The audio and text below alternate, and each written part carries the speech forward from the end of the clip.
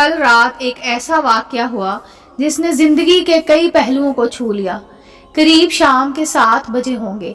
Mobile की घंटी बजी। उठाया तो इधर से रोने की आवाज। मैंने चुप कराया और पूछा कि भाभी जी आखिर हुआ क्या है। उधर से आवाज आई, आप कहाँ हैं और कितनी देर में आ सकते हैं। मैंने कहा आप परेशानी बताएं और भाई साहब कहाँ हैं और माँ किधर हैं, आखिर हुआ क्या है। लेकिन उधर से सिर्फ एक ही रट कि आप फौरन आ जाइए। मैं इसे मुतमईन करते हुए कहा कि 1 घंटा लगेगा पहुंचने में। जैसे तैसे घबराहट में मैं घर पहुंचा। देखा कि भाई साहब जो हमारे जज दोस्त हैं सामने बैठे हुए हैं। भाभी जी रोना चीखना कर रही हैं। 12 साल का बेटा भी परेशान है और 9 साल की बेटी भी कुछ कह नहीं पा रही है। मैंने भाई साहब से पूछा कि आखिर क्या बात है। भाई साहब कुछ जवाब नहीं दे रहे थे। फिर भाभी जी ने कहा, ये देखिए तलाक के कागजात कोर्ट से तैयार करा कर लाए हैं, मुझे तलाक देना चाहते हैं। मैंने पूछा ये कैसे हो सकता है, इतनी अच्छी फैमिली है, 2 बच्चे हैं, सब कुछ सेटल्ड है।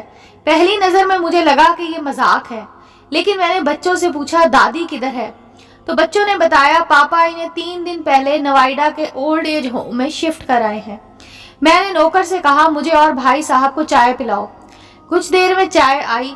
भाई साहब को मैंने बहुत कोशिश की चाय पिलाने की, मगर उन्होंने नहीं पी और कुछ ही देर में वो मासूम बच्चे की तरह फूट फूट कर रोने लगे और बोले, मैंने 3 दिनों से कुछ भी नहीं खाया है।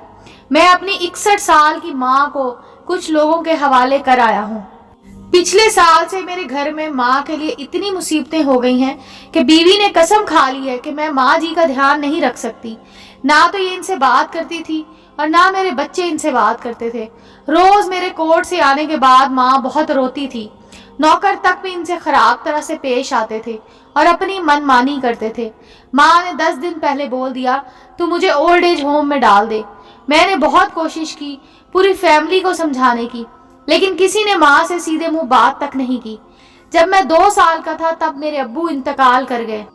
माँ ने दूसरों के घरों में काम करके मुझे पढ़ाया, इस काबिल बनाया कि मैं आज एक जज हूँ। लोग बताते हैं कि माँ दूसरों के घर काम करते वक्त भी मुझे अकेला नहीं छोड़ती थी। इस माँ को मैं आज ओल्ड एज होम में छोड़ आया हूँ। मैं अपनी माँ की एक एक दुख को याद करके तड़प रहा हूँ जो उन्होंने सिर्फ मेरे लिए उठाए थे। मुझे आज भी याद है जब मैं मैट्रिक के इम्तिहान देने वाला था, माँ मेरे साथ रात रात भर बैठी रहती थी। एक बार जब मैं स्कूल से घर आया तो माँ को बहुत ज़बरदस्त बुखार में मुब्तला पाया। पूरा जिस्म गर्म और तप रहा था। मैंने माँ से कहा तुझे तेज बुखार है। तब माँ ने हंसते हुए कहा अभी खाना बना कर आई हूँ इसलिए गर्म जिस्म है। लोगों से उधार मांग कर मुझे दिल्ली यूनिवर्सिटी से LLB तक पढ़ाया। मुझे ट्यूशन तक नहीं पढ़ाने देती थी, कहती मेरा वक्त बर्बाद ना हो जाए। कहते कहते रोने लगे और कहने लगे जब ऐसी माँ के हम नहीं हो सके तो अपने बीवी और बच्चों के क्या होंगे। हम जिनके जिस्म के टुकड़े हैं आज हम इनको ऐसे लोगों के हवाले कराए जो इनकी आदत, इनकी बीमारी, इनके बारे में कुछ भी नहीं जानते। लोगों से उधार मांग कर मुझे दिल्ली यूनिवर्सिटी से LLB तक पढ़ाया। मुझे ट्यूशन तक नहीं पढ़ाने देती थी, कहती मेरा वक्त ना बर्बाद हो जाए। कहते कहते रोने लगे और कहने लगे जब ऐसी माँ के हम नहीं हो सके तो अपनी बीवी और बच्चों के क्या होंगे। हम जिनके जिस्म के टुकड़े हैं आज हम इनको ऐसे लोगों के हवाले कराए जो इनकी आदत, इनकी बीमारी, इनके बारे में कुछ भी नहीं जानते। जब मैं ऐसी माँ के लिए कुछ भी नहीं कर सकता तो मैं और किसी और के लिए भला क्या कर सकता हूँ। आज़ादी अगर इतनी प्यारी है और माँ इतनी बोझ है तो मैं पूरी आज़ादी देना चाहता हूँ।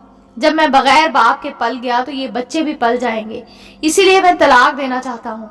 सारी प्रॉपर्टी मैं इन लोगों के हवाले करके इस ओल्ड एज होम में रहूंगा। वहाँ कम से कम माँ के साथ रह तो सकता हूँ, और अगर इतना सब कुछ करने के बावजूद माँ आश्रम में रहने के लिए मजबूर है तो एक दिन मुझे भी आखिर जाना ही पड़ेगा। माँ के साथ रहते रहते आदत भी हो जाएगी। माँ की तरह तकलीफ तो नहीं होगी। जितना बोलते इससे भी ज्यादा रो रहे थे। इसी दरमियान रात के 12:30 हो गए। मैंने भाभी जान के चेहरे को देखा। इनके चेहरे पे पछतावे के जज्बात से भरे हुए थे। मैंने ड्राइवर से कहा अभी हम लोग नोएडा चलेंगे। भाभी जी, बच्चे और हम सारे लोग नोएडा पहुंचे। बहुत ज्यादा गुजारिश करने पर गेट खुला।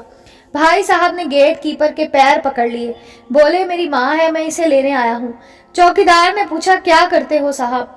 भाई साहब ने कहा, मैं एक जज हूँ। इस चौकीदार ने कहा, जहाँ सारे सबूत सामने हैं तब तो आप अपनी माँ के साथ इंसाफ नहीं कर पाए, औरों के साथ क्या इंसाफ करते होंगे साहब। इतना कहकर हम लोगों को वहीं रोककर वो अंदर चला गया। अंदर से एक औरत आई जो वार्डन थी। इसने बड़े जहरीले लफ्ज में कहा, 2 बजे रात को आप लोग ले जाके कहीं इसे मार दें तो मैं अल्लाह को क्या जवाब दूंगी। मैंने वार्डन से कहा, बहन आप यकीन कीजिए ये लोग बहुत पछतावे में जी रहे हैं।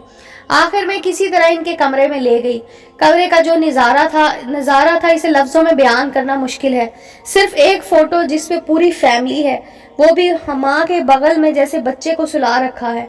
मुझे देखा तो इसे लगा कहीं बात ना खुल जाए, लेकिन जब मैंने कहा कि हम लोग आपको लेने आए हैं तो पूरी फैमिली एक दूसरे से लिपट कर रोने लगी। आसपास के कमरों में और भी बुजुर्ग थे।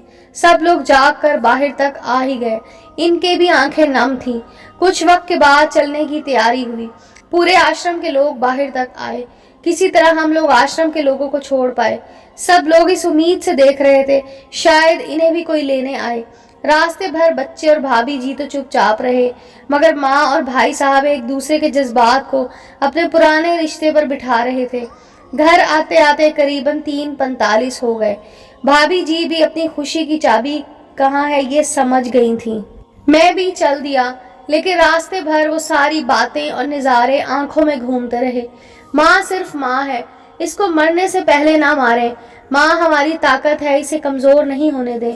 अगर वो कमज़ोर हो गई तो सकाफत की रीढ़ कमज़ोर हो जाएगी, और बिना रीढ़ के समाज कैसा होता है ये किसी से छुपा हुआ नहीं है। अगर आपके आसपास के रिश्तेदार में इस तरह का कोई मसला हो तो इन्हें ये ज़रूर पढ़वाएं और अच्छी तरह समझाएं। कुछ भी करें, लेकिन हमें जन्म देने वाली माँ को बेघर बेसहारा नहीं होने दें। अगर माँ की आंख से आंसू गिर गए तो ये कर्ज कई जन्मों तक रहेगा। यकीन माने सब होगा तुम्हारे पास, लेकिन सुकून नहीं होगा। सुकून सिर्फ माँ के आंचल में होता है। इस आंचल को बिखरने मत देना। उम्मीद है दोस्तों आपको स्टोरी अच्छी लगी होगी। चैनल को लाइक और सब्सक्राइब करें और बेल आइकॉन का बटन दबाना मत भूलें, ताकि हर नई आने वाली स्टोरी का नोटिफिकेशन आपको मिल सके। मिलते हैं अगली स्टोरी के साथ।